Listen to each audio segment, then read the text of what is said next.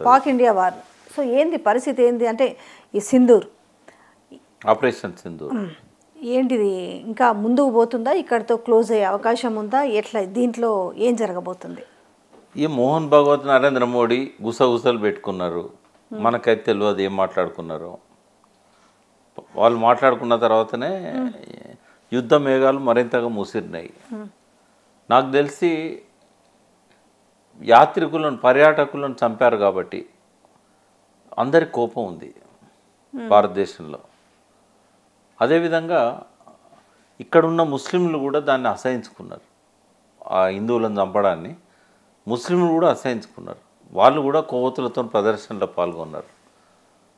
ఇది మతానికి సంబంధించిన దానిగా చూడకూడదు, టెర్రరిస్ట్ యాక్టివిటీగానే చూడాలని చెప్పి ముస్లింలు కోరుతున్నారు. పాకిస్తాన్లో కూడా ఈ ఇన్సిడెంట్ పట్ల వ్యతిరేకత వచ్చింది. అక్కడ కూడా ప్రజలు రోడ్ల మీదకి వచ్చి దీన్ని నిరసించారు. పాకిస్తాన్ ప్రభుత్వం కూడా దీన్ని నిరసించింది, ఈ టెర్రరిస్ట్ యాక్టివిటీని. అయితే ప్రపంచ దేశాలన్నీ కూడా భారత్కు సపోర్ట్గా ఉన్నాయి. అయితే అఖండ భారత్ అనేది ఒక ఆర్ఎస్ఎస్ నినాదం. ఏదో ఒక రోజు వాళ్ళు దాన్ని అమలు చేయాల్సిన అవసరం ఉంటుంది వాళ్ళ సిద్ధాంతం ప్రకారం. మరి దానికోసం ఇప్పుడు ఇది ముహూర్తంగా పెట్టుకున్నారో లేదో మనకు తెలియదు. బట్ పర్యాటకులను చంపడాన్ని ఎవ్వరు కూడా సహించరమ్మా. భారతదేశంలో పాకిస్తాన్ మీద యుద్ధం చేయాలనే ఆకాంక్ష ఎక్కువగా కనబడుతూ ఉంది. ఏదో ఒక రోజు దీన్ని తుడిచిపెట్టాలి, లేకపోతే ఎప్పటికీ మనకు ఒక రపరప ఇది. ఈ టెర్రరిస్ట్ యాక్టివిటీస్ ఎంతమంది తింటుందో తెలియదు. అంటే ఈ టెర్రరిస్టుల వ్యతిరేకతతో పాటుగా పాకిస్తాన్ టెర్రరిస్టులను పెంచి పోషించి మన మీదకి ఉసిగొల్పుతున్నది అనేది ప్రధానంగా భారతీయులలో వస్తున్న ఆవేదన. వాళ్ళు ఎవరైతే అజర్ కానీ మసూద్ అజరా, ఇంకొక ఆయన ఎవరు జైషే మహమ్మద్ ఇవన్నీ వాళ్ళు అప్పుడు ఏం చేశారంటే ఆఫ్ఘనిస్తాన్ ప్యాసింజర్లు పోతున్న విమానాన్ని మళ్లించి వాళ్ళని హైజాక్ చేసి కిడ్నాప్ చేసి వీన్ని ఇడిపించుకొని పోయిండ్రు భారతదేశం జైల్లో నుంచి వాజ్పేయి గవర్నమెంట్ ఉన్నప్పుడు. ఇక అక్కడి నుంచి బాగా వాళ్ళను అల్-ఖైదా, ఈ జైషే మహమ్మద్ ఇట్లాంటి సంస్థలన్నీ కూడా 40,000 మంది టెర్రరిస్టులను పాకిస్తాన్లో డంప్ చేశారు. వీళ్ళకి వెనకాలన్నది ఎవరు, వీళ్ళకి ట్రైనింగ్ ఇచ్చింది ఎవరు, వీళ్ళకి ఆయుధాలు సప్లై చేసింది ఎవరు? అమెరికా. అల్-ఖైదా అనేది అమెరికా యొక్క మానసపుత్రిక. ఆ అల్-ఖైదానే ఆఫ్ఘనిస్తాన్లో ఒక రోజు వచ్చింది, అదే అమెరికానే ఎదిరించింది, అమెరికాను తరిమి కొట్టింది. అల్-ఖైదా చేతిలోనే ఇప్పుడు అక్కడ ఆఫ్ఘనిస్తాన్ ప్రభుత్వం నడుస్తూ ఉన్నది. వాళ్ళ కనుసన్నల్లో వాళ్ళు పోషించిన సైన్యం ఇక్కడ టెర్రరిస్టులుగా మారారు. వాళ్ళకి అమెరికా నుంచి ఆయుధాలన్నీ కూడా వాళ్ళకు అందుతున్నాయి.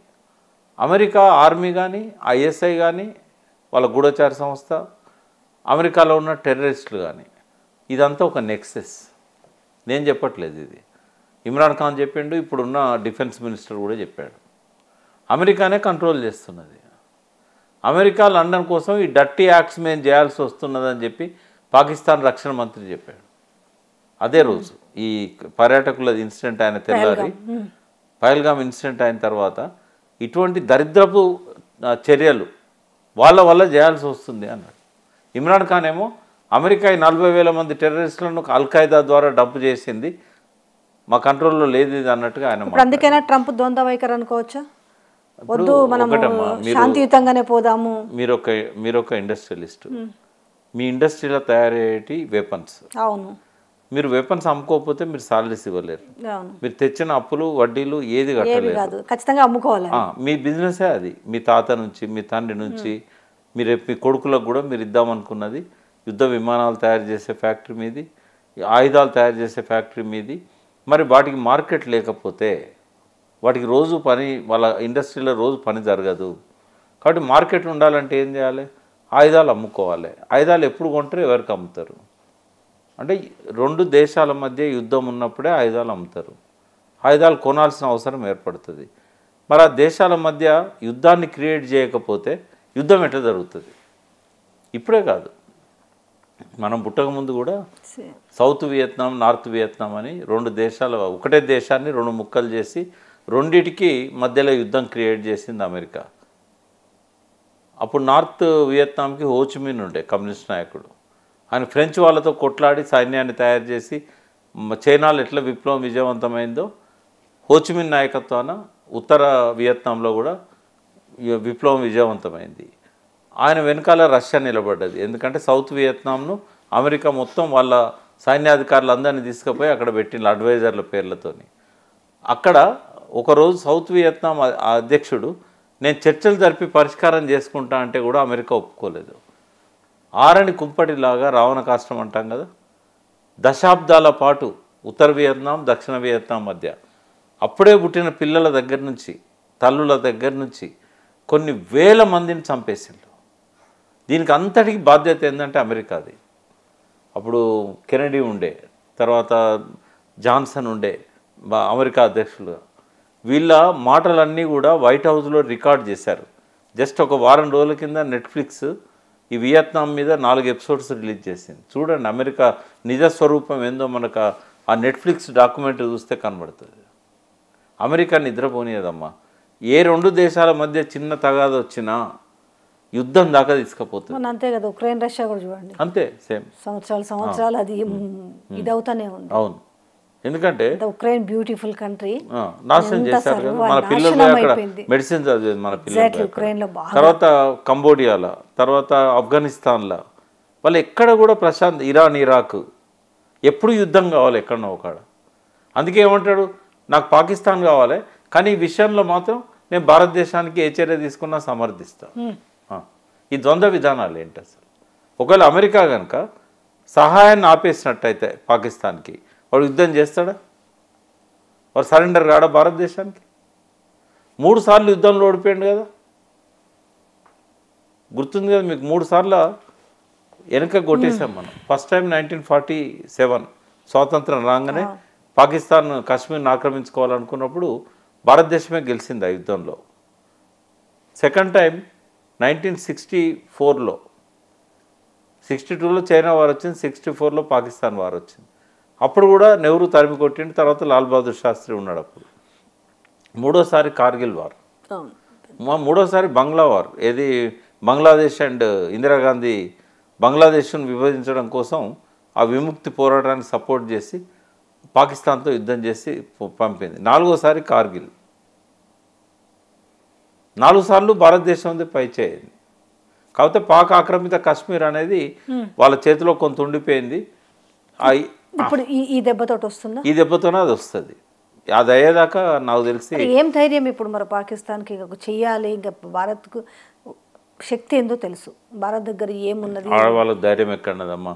సైన్యాధికారులు లీవులు పెట్టి రాజీనామాలు చేసి పారిపోతున్నారు.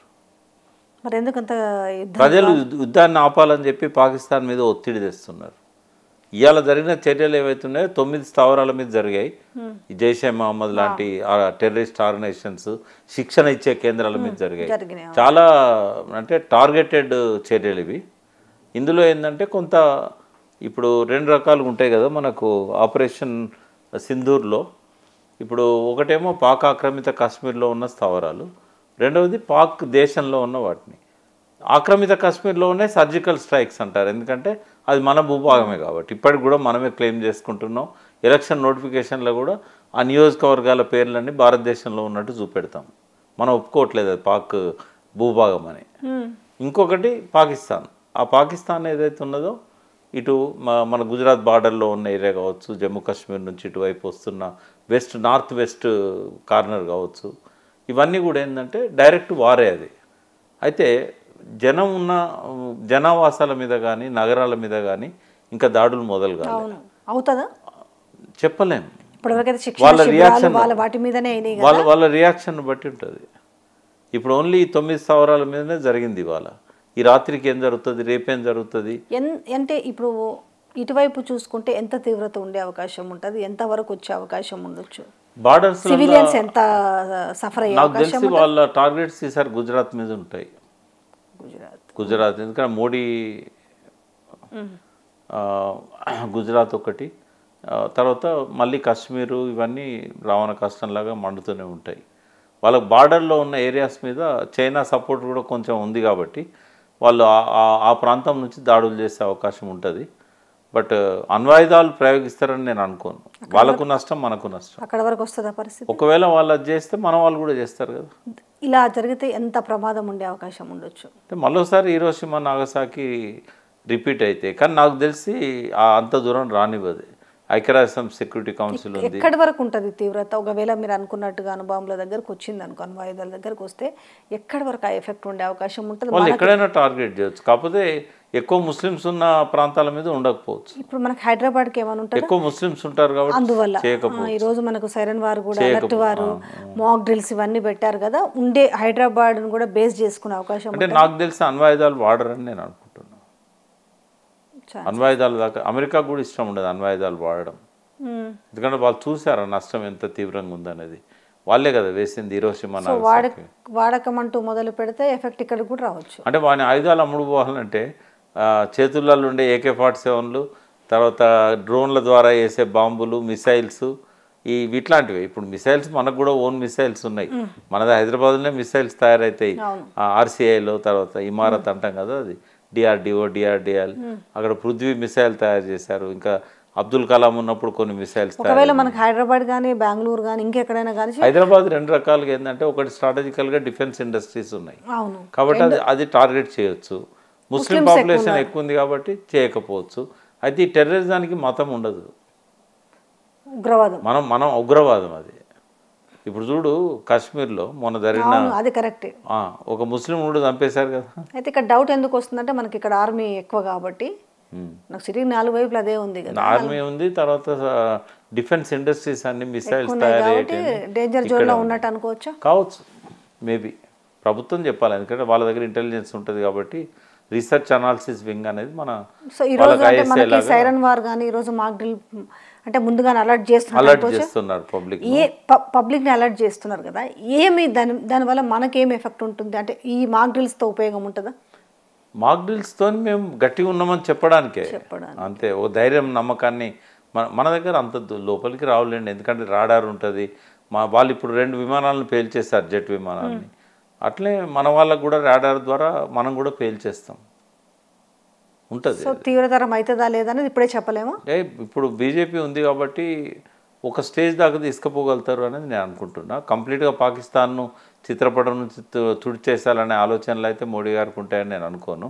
RSS వాళ్ళు ఒకవేళ అట్లాంటి ఆలోచనలతో అఖండ భారత్ అని అన్నా కూడా దానికి కొన్ని దశలు ఉంటాయి, ఒకటేసారి అది చేయరు. ఈ పాక్ ఆక్రమిత కాశ్మీర్ను మాత్రం తీసుకునే అవకాశాలు ఉంటాయి. అంతవరకు వాళ్ళని తరిమి కొట్టి, ఇంకోటి బార్డర్ లేకుండా పోయింది. ఇప్పుడు వాళ్ళే సిమ్లా ఒప్పందాన్ని రద్దు చేసుకున్నారు. మనకు వాళ్ళకు మధ్యలో 13,000 చదరపు కిలోమీటర్లు ఏదైతే ఇందిరాగాంధీ వాళ్ళకి ఇచ్చిందో సిమ్లా ఒప్పందంలో, భుట్టో అండ్ బెనజీర్ భుట్టో ఉన్నప్పుడే అది 72లో జరిగింది. అది ఆ పాకిస్తాన్ వార్ తర్వాత, బంగ్లాదేశ్ సపరేట్ అయిన తర్వాత పాకిస్తాన్కు భుట్టో అధ్యక్షుడు అవుతాడు.